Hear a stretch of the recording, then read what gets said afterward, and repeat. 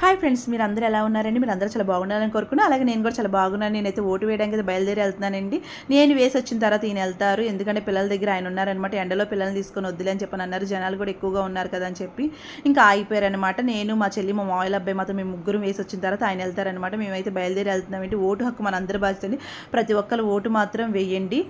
ఇక్కడ మేము ఉన్న ఏరియాకి కొంచెం ఎదరండి, అక్కడికి మాత్రం మేము బయలుదేరి వెళ్ళిపోతున్నామండి. ఇదిగోండి ఆ ఏరియాకి అయితే వచ్చేసామన్నమాట.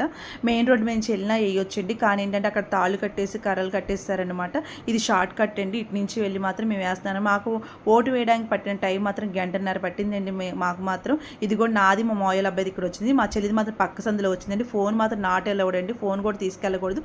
మా ఫోన్ మాత్రం డిక్కీలో పెట్టేసాము. మాది అయిపోయిన తర్వాత మేము బయటకు వచ్చినాక మాత్రం ఫోన్ తీసానండి. ఇదిగోండి నేనైతే ఓటుని మాత్రం వేసానండి.